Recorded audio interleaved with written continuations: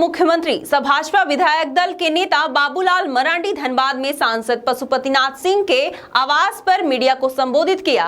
इस दौरान सांसद पशुपतिनाथ सिंह, धनबाद विधायक राज सिन्हा सहित भाजपा के कई वरिष्ठ नेता मौजूद थे। मीडिया से बात करते हुए बाबूलाल मरांडी ने कई गंभीर आरोप राज्य की हेमंत सरकार पर जड़ दी है।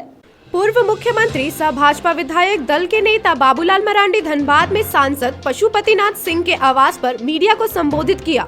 इस दौरान सांसद पशुपतिनाथ सिंह, धनबाद विधायक राज सिन्हा सहित भाजपा के कई वरिष्ठ नेता मौजूद थे। मीडिया से बात करते हुए बाबूलाल मरांडी ने कई गंभीर आरोप राज्य की हेमंत सरकार पर जड़ दी। कहा कि राज्य में विकास पूरी तरह से ठप है। जिले के DMFT फंड का भी उपयोग नहीं हो रहा है। राज्य में कानून व्यवस्था पूरी तरह से चौपट हो गई है। शिकायत करने पर सरकार के वरिष्ठ अधिकारी पैर तोड़ने की बात करते हैं। कहा कि राज्य में हत्या, बलात्कार, लूट, छिनतई जैसे घटनाएं बढ़ी है। यहां तक कि व्हाट्सएप कॉलिंग, वॉइस कॉलिंग के माध्यम से भी व्यापारियों को धमकाया जा रहा है।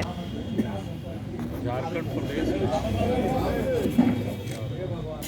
पिछले 1 वर्षों से सरकार, जिस वक्त सरकार बनी थी तो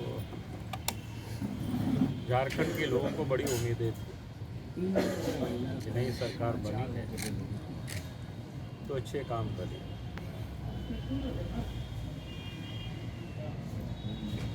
यानी उन्होंने जो अपने चुनाव घोषणा पत्र में या फिर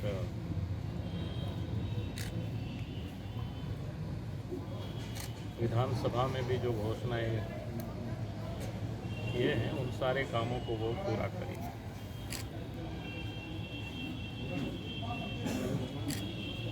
लेकिन पूरे 1 वर्षों का अगर कार्यकाल को हम देखें तो राज्य की जनता को ना बड़ी निराश है। विकास के कामकाज तो ठप रहे,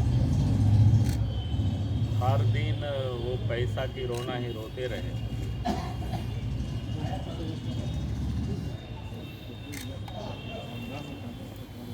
हम मानते हैं कि कोरोना काल में कठिनाई रही है, पैसे का अभाव रहा है,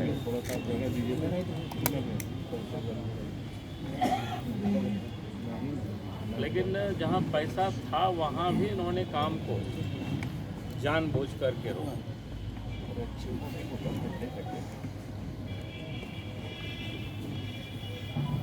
जैसे खास करके जो जिन जिलों से जहाँ खनिज निकाले जाते हैं, जैसे कोयला है, लोहा है या पत्थर है, और झारखंड का ये जो अधिकांश हिस्सा है ये खनिजों से ही भरा हुआ है।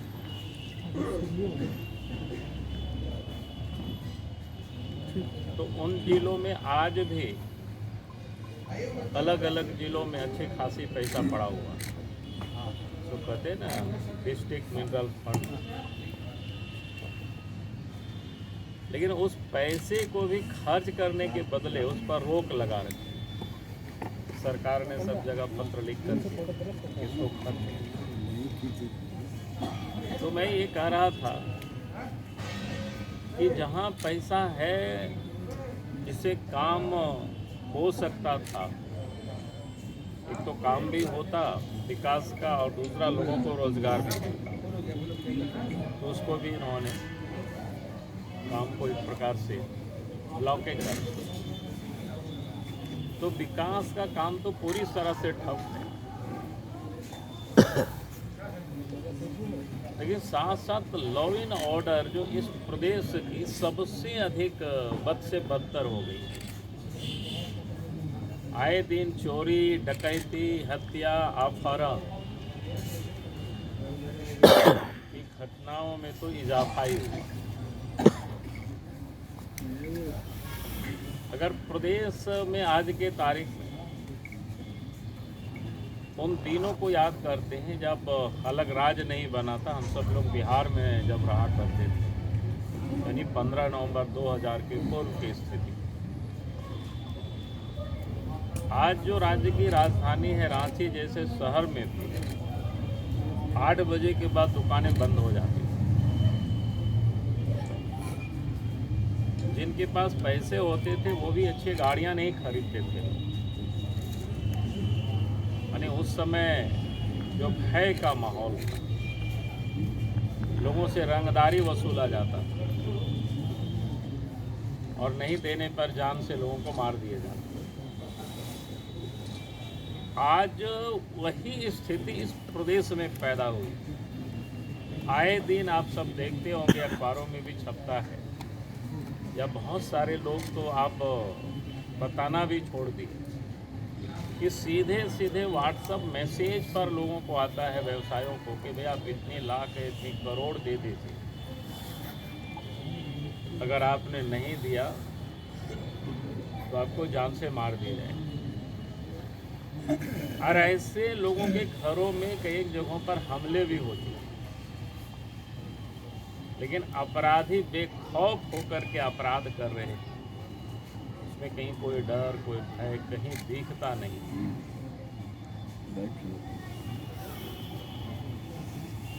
फिर अच्छा, अभी विधायक जी बता रहे हैं आप वीडियो कॉलिंग करके भी बात, और ये पूरे प्रदेश की, हमने जैसा कहा नहीं, जो लोग बताते हैं वो तो बताते हैं, लेकिन अधिकांश लोग तो आप नहीं बताते। हम लोगों से आते हैं तो चुपके से बताते हैं, कुछ तो करो। जब हम लोग बोलते हैं कि पुलिस को इन्फॉर्मेशन दो, तो उसमें भी लोग आज हिचकिचाते हैं। यानी पुलिस के ऊपर लोगों का, सरकार के ऊपर लोगों का भरोसा ही नहीं रहा। फिर उग्रवाद जो 15 नवंबर के पहले की जो हालत थी 2000 की, वही स्थिति अब धीरे धीरे राज्य में पैदा हो गई। जैसे ही इस प्रदेश में हेमंत सोरेन के नेतृत्व में सरकार बनी, अब पूरे झारखंड प्रदेश में फिर से उत्पात मचाना लोग शुरू कर दिए। नहीं ऐसे गड़बड़ हो जाएगा, वहीं बिठा दिया वही ठीक है। तो उत्पात लोगों ने मचाना शुरू कर दिया। आए दिन जो घटनाएं आप सब लोगों के भी संज्ञान में हो, और आपको ये भी जानकारी मिल रही है, जो हेमंत सोरेन की सरकार बनने के पूर्व कई एक इनामी घोषित जो उग्रवादी थे वो झारखंड छोड़ करके बाहर जा चुके थे, अब फिर से वापस आ गए। और हद तो तब हुई है कि हमारे पास तो ये भी जानकारी है, सत्ता में बैठे हुए लोगों के जो विधायक हैं, उग्रवादियों के साथ संबंध है। मैंने बिना सिक्योरिटी लिए रात में जा कर के उग्रवादियों से लोग मुलाकातें करते हैं।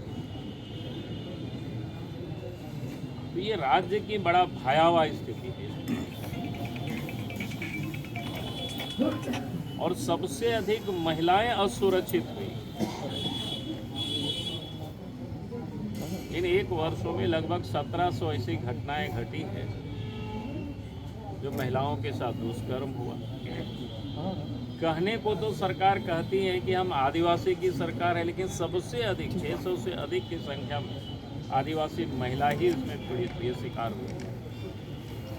400 से अधिक दलित महिलाएं, और उसमें भी सबसे अधिक कहते हैं कि अंडर एज बच्चों के साथ कई लोगों की तो हत्या भी कर दी।